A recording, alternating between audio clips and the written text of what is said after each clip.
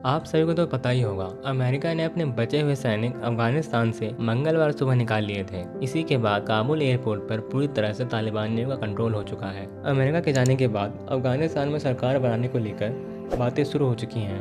News 18 की report के अनुसार अफगानिस्तान के सूत्रों ने क्या बताया, ये जानने से पहले हम कुछ मेजर अपडेट्स पर नजर डाल लेते हैं। पहली अपडेट भारत से आ रही है। इसमें तालिबान के साथ भारत की पहली मीटिंग हुई, जिसमें तालिबानी नेता शेर मोहम्मद तानिकजाई ने कतर में भारत के राजदूत दीपक मित्तल से मुलाकात की। इस तानिकजाई दोहा में तालिबान के पॉलिटिकल ऑफिस के हेड हैं। उन्होंने भारत को आश्वस्त करते हुए कहा कि अफगानी ज़मीन का इस्तेमाल भारत विरोधी किसी भी गतिविधियों में नहीं होने देंगे। वहीं विदेश मंत्रालय ने मंगलवार को इस मीटिंग पर बयान देते हुए कहा, भारत और अफगानिस्तान के साथ हुई यह बैठक अफगानिस्तान में फंसे भारतीय नागरिकों की सुरक्षा और जल्दी ही वापसी पर केंद्रित थी। साथ ही आपको बताते चलें कि अफगानिस्तान में अब भी 20 से ज़्यादा सिख और हिंदू भाइयों के फंसे होने की खबर है, जो कि अभी भारत आना चाहते हैं। वहीं दूसरी अपडेट तालिबान से आ रही है। तालिबान अफगानिस्तान पर पूरी तरह से कंट्रोल कर चुका है और अब वह उन सभी लोगों की डिटेल्स निकाल कर जिन्होंने अमेरिका का कभी साथ दिया था, दिन दहाड़े मार रहा है। अफगानिस्तान की एक लोकल महिला ने बताया कि उसके भाई को उसके सामने तालिबान ने अमेरिका की मदद किए जाने की शक पर मार डाला। यही तालिबान की अपनी जनता को सुरक्षा और शांति देने का वादा है। तीसरी अपडेट भी भारत से ही आ रही है।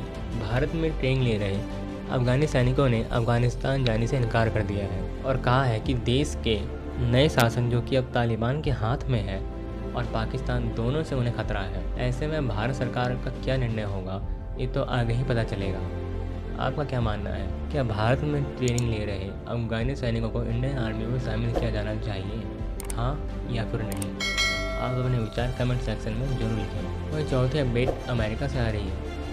अमेरिकन प्रेसिडेंट जो बाइडेन ने अफगानिस्तान में चल रहे 20 साल के मिशन को बंद कर अमेरिकन फोर्सेस को वापस बुलाए जाने के फैसले पर भावुक होते हुए कहा कि शायद मैंने अपने दिवंगत बेटे जो बाइडेन के लिए अफगानिस्तान में जंग खत्म करने का फैसला लिया हो। उन्होंने कहा, हम आतंकवाद के खिलाफ जंग लड़ते रहेंगे, लेकिन अब किसी भी देश में आर्मी बेसिस नहीं बनाएंगे। उन्होंने अफगानिस्तान में अमेरिका के मिशन को सफल बताते हुए कहा कि कई लोगों ने इवैक्यूएशन प्रोसेस को जल्दी शुरू करने को कहा था, लेकिन मैं उनसे असहमत हूँ। ऐसा करने पर अफगानिस्तान में गृह युद्ध हो जाता। वहीं पांचवी अपडेट में बाइडेन के साथ अफगानिस्तान के राष्ट्रपति अशरफ गनी की 23 जुलाई को हुई आखिरी फ़ोन कॉल की बात सामने आई है। इसमें अमेरिका के द्वारा दिए गए सैन्य मदद के बारे में चर्चा की।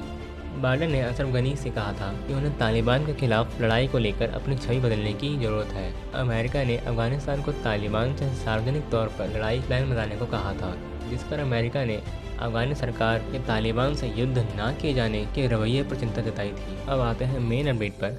अफगानिस्तान के सूत्रों ने बताया कि सरकार बनाने को लेकर कांधार में पिछले 4 दिनों से लगातार मीटिंग्स हो रही हैं और अगले हफ्ते तालिबान की नई सरकार अपनी शक्ल भी ले सकती है। वहीं अफगानिस्तान की नई सरकार में पाकिस्तान अपनी अहम भूमिका बनाना चाहता है। इसी पर अगली सरकार ईरान की तर्ज पर हो सकती है, जहां पर सुप्रीम लीडर के तौर पर तालिबानी नेता हैफतुल्लाह अखुंदजादा को चुने जाने की संभावना बताई जा रही है। खबर है कि सुप्रीम लीडर्स कांधार में ही बने रहेंगे, जबकि अफगानिस्तान में सुप्रीम काउंसिल का गठन होगा, जिसमें 11 से 72 लोगों को शामिल किया जाएगा।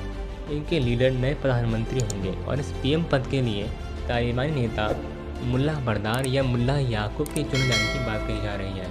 खैर, वो तो आगे आने वाला समय ही बताएगा कि अफगानिस्तान में नई सरकार बनेगी या ये आपस में ही सरकार बनाने के लिए लड़ेंगे।